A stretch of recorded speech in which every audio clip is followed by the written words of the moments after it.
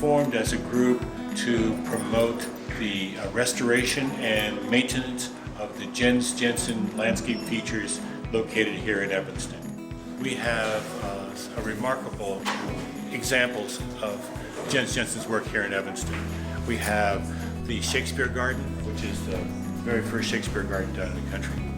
And we have the Garden Wildlife Trail at the Lighthouse. We also have the Jen Jensen Gardens. The combination of the three is unlike any other examples of Jen Jensen's work outside of the Park District.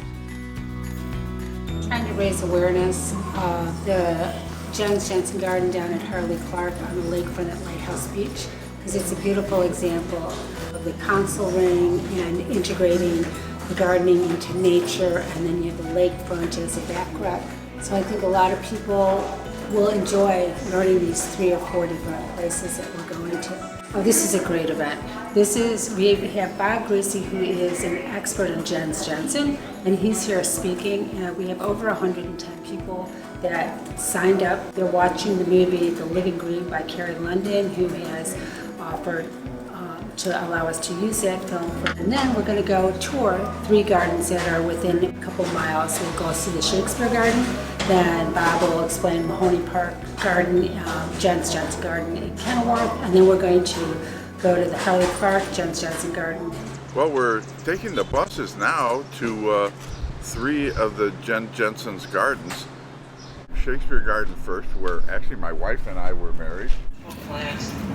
In this particular garden, the original idea was that we would have plants that were mentioned in various Shakespeare plays, not all of which would grow in the Chicago region.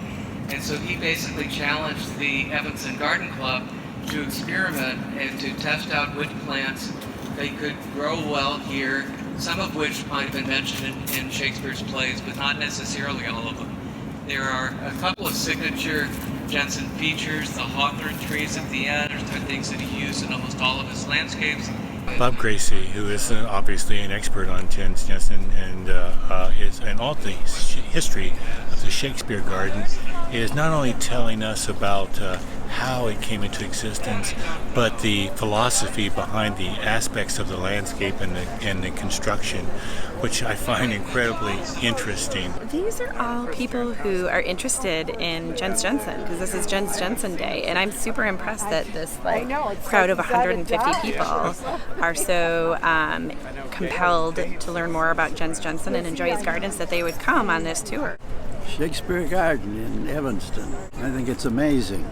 I like the theory of doing it in the first place, but I've never seen it so lush. It's magnificent. Really cool. It was beautiful. It is so gorgeous. It was lovely. It smells wonderful. We're here with 100 of our best friends who like Jen Jensen Gardens.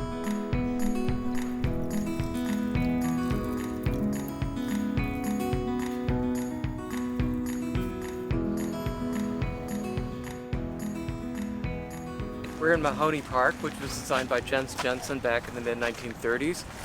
This was a really good example of his park design, particularly a small park that is centered around a central sun opening. There's 2 parts of the park, one directly on Lake Michigan, the other here centered around a large open space together with council rings around the edges.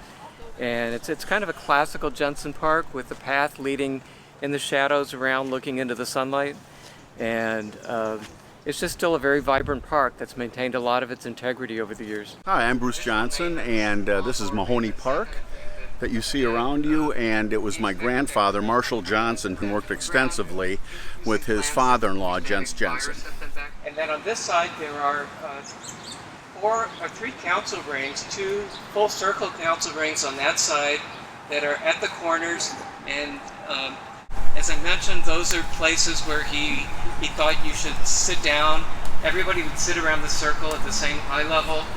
He thought they were particularly democratic in terms of a place that people could share stories, talk to each other. He encouraged people to walk single file on paths so you didn't talk as you were walking around the park, and then when you got to one of these council rings, you could sit and talk. There are people who had the foresight and the courage to keep a space like this in the face of development. It's a model.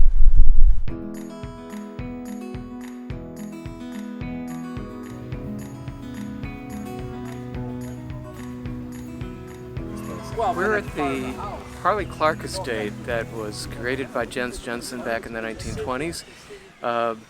What's special about this place is that it's a beautiful spot right on Lake Michigan. It was typical of a lot of the mansions that he designed in the landscapes. It's owned by the city of Evanston, and I think it's a great opportunity to really keep it for the general public to enjoy as a very special place, part of the heritage of the city of Evanston, and a connection to Jensen, who did a lot in shaping the Chicago landscape. Because landscapes are so dynamic, there are so many things going on, light and shadow, views, hidden areas, the way that they excite and inform people who are enjoying them.